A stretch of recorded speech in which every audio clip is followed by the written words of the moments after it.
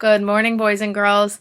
So, the book that I'm reading today is called Brave Girl. Like I talked about, I think at the beginning of the week, this month is still Women's History Month. It is still March for a few more days, so it's Women's History Month.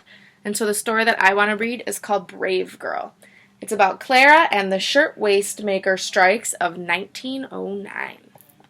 And it's written by Michelle Markle and drawn by Melissa Sweet, or illustrated by. My sister got me this book. A steamship pulls into the harbor carrying hundreds of immigrants and a surprise for New York City. The surprise is dirt poor, just 5 feet tall, and hardly speaks a word of English. Her name is Clara Lemlich. The girl's got grit, and she's going to prove it. Look out, New York. Clara knows in her bones what is right and what is wrong. What's wrong begins a few weeks after the Lemliches move into their tenement in America. No one will hire Clara's father. They will, however, hire Clara.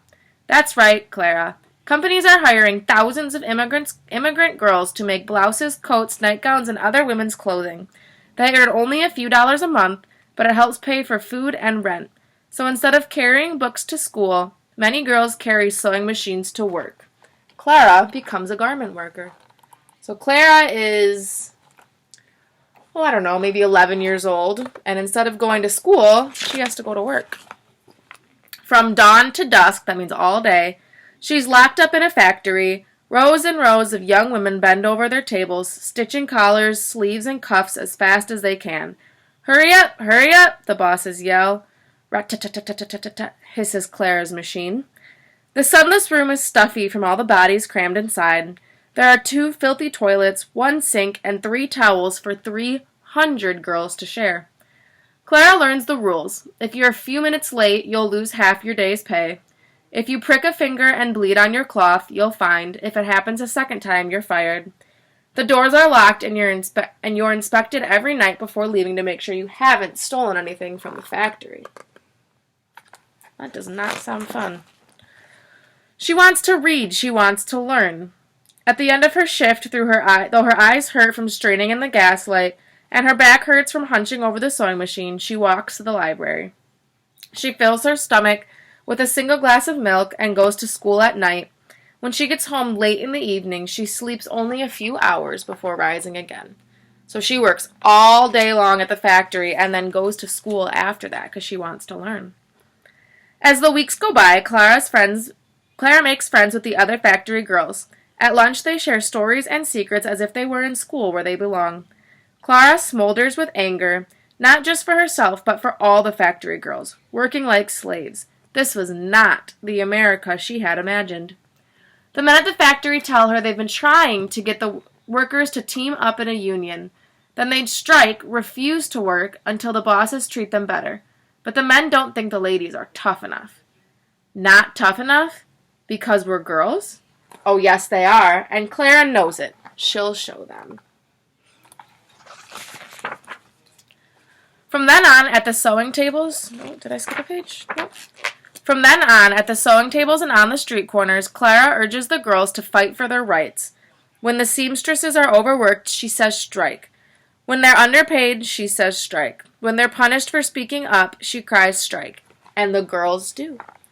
A strike means that all of the workers at the factory refuse to work until they get treated better. So that the workers need people to work in their factory. So if everybody refuses to work, if everybody refuses to do it, that's called a strike until they're paid better. Each time Clara leads a walkout, the bosses fire her. Each time she pickets, her life is in danger. The bosses hire men to beat her and the other strikers. The police arrest her 17 times. They break 6 of her ribs, but they can't break her spirit. Clara hides her bruises from her parents. A few days later, she's on the picket line again. The other girls think, if she can do it, we can do it too. For weeks, the small strike goes on, but the bosses find other young women to do the work for the same low pay and long hours. So even though Clara is striking and getting arrested and beaten, she's still working towards what she believes in. But they're just hiring more girls. So let's see what she does to fight that. We must do something bigger. Think, Clara and the other union leaders. Something huge, a giant strike, at every garment factory in the city. The union holds a meeting. Tons of workers pack the seats, aisles, and walls. The hall hums with excitement. Clara listens to speech after speech. The speakers, mostly men, want everyone to be careful. 2 hours pass, and no one recommends a general strike. Finally, the most powerful union leader in the country goes up to the podium. Not even he proposes action. So Clara does. That's right, Clara. She calls out from the front of the hall. The crowd lifts her to the stage where she shouts, I have no further patience for talk. I move that we go on a general strike. And she starts the largest walkout of women in U.S. history. The next morning, New York City is stunned by the sight of thousands of women streaming from the factory. Stunned means that they're shocked, they're surprised. One newspaper calls it an army. Others call it a revolt. It's a revolt of girls, for some are only 12 years old, and the rest are barely out of their teens. In the coming weeks, Clara is called a hero. She lights up chilly union halls with her fiery pep talks. Her singing lifts the spirits of the picketers. When a group of thugs approaches, she yells, Stand fast, girls. So all the women in the city are on strike. And they do, all winter long, in the bitter cold, in their cheap, thin coats, tired, starving, and scared. The girls walk alongside the men on the icy sidewalks and of the picket line. They spill out of the union halls, blocking the roads, filling street corners and public squares. Newspapers write stories about them. College girls raise money for them. Rich women in fur coats picket with the girls. By the time the strike is over, hundreds of bosses agree to let their staff form unions. They shorten the work week and raise salaries. The strike emboldens thousands of women to walk out of garment factories in Philadelphia and Chicago, too. So this strike was in New York. But because it worked, thousands of women in other cities like Philadelphia and Chicago did the same thing. So after they were on strike for long enough, the bosses in the factories decided to pay them more and shorten their work days to make it more fair. The strike convinces Clara to keep fighting for the rights of workers.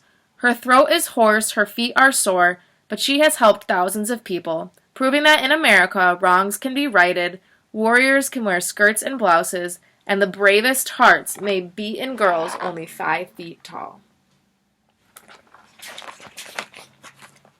This page is just a little bit more about the garment industry. So it says, between 1880 and 1920, 2 million Jews immigrated to America, fleeing persecution and poverty in Russia, Ukraine, Poland, and other parts of Eastern Europe.